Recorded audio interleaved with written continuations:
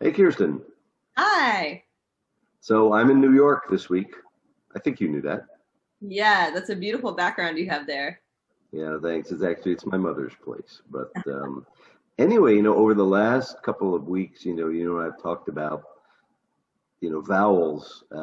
But you had mentioned something that is really, I think, important to explore, and it's um, all part of the idea of how native speakers make listening to the language very often difficult for learners.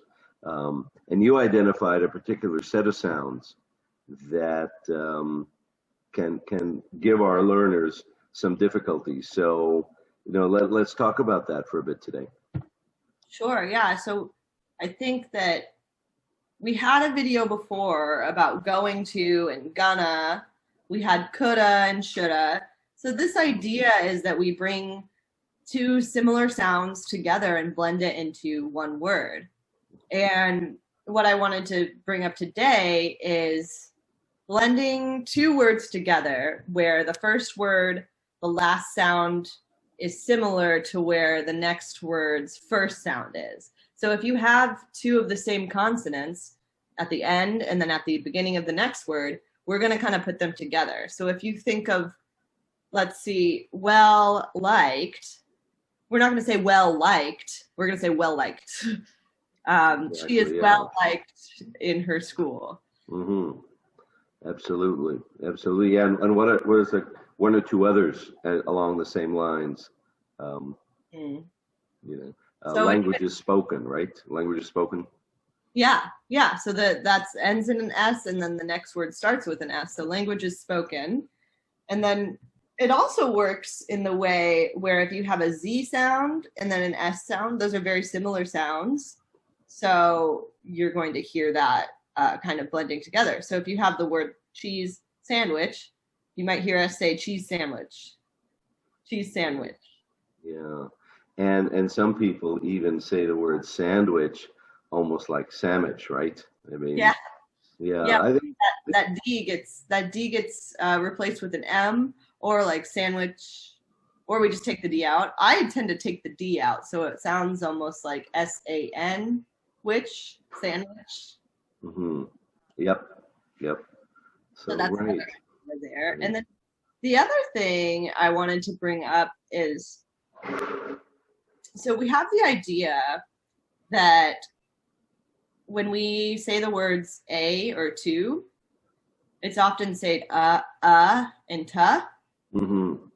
But this idea goes along with also the word of. So those are popular, common ones that maybe you've noticed and learned as students. So two turns to ta and a turns to But this other one is of. And Hmm. it's spelled OF, but there are two ways to pronounce it. So if we take kind of, Hmm. sometimes we pronounce it kind of, almost like a UV instead of Right. an Kind of. F, Yeah. kind of. Yeah. And then the other way would be, what's another way that you pronounce kind of? Kind of. Yeah. It's kind of cold today, right? Yeah, so it just switches to an A sound. And so E- it's kind of. Exactly. And as we've talked about this, you've seen these things go by on the screen. Again, the difference between the way it's written and the way you might hear people say it.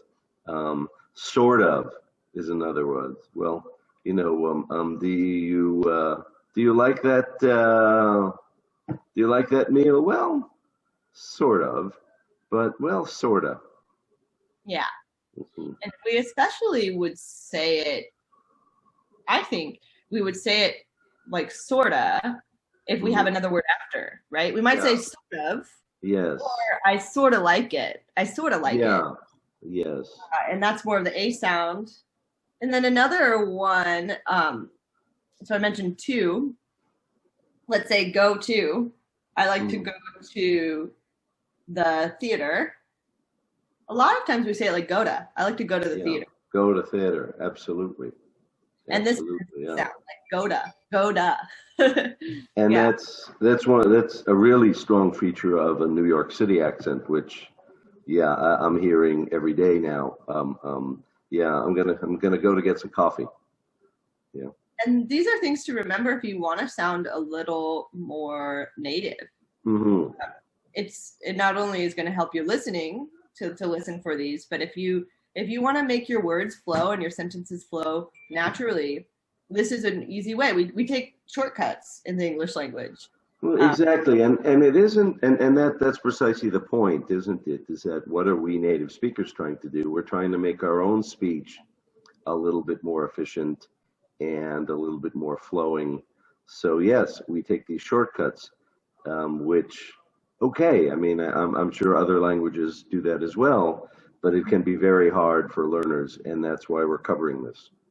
yeah, yeah. So I think that this is a interesting topic to think about, and maybe the next time you're reading a book or watching a movie, you can listen for those sounds, like hear how these two like sounds blend together, and you can kind of practice saying it yourself. Certainly, and the list we just gave you is a very short list. I'm not going to even try to count the number of these combinations that can exist out there. Yeah, so that these are two that you can think of. If it has the same ending sound in the first word and the same beginning sound in the second word, you can blend those together. And then the other idea is of and to changes to and ta. So Mhm. those are, general ones, but we'll get into maybe some more examples in some other videos. All right. Okay. Well, look, this was good. Thank you for kind of thinking of this and pointing it out. I'm sure our listeners have faced these challengers before. So thanks a lot, Kirsten. Yeah. See you next time. See you soon. Bye. Bye.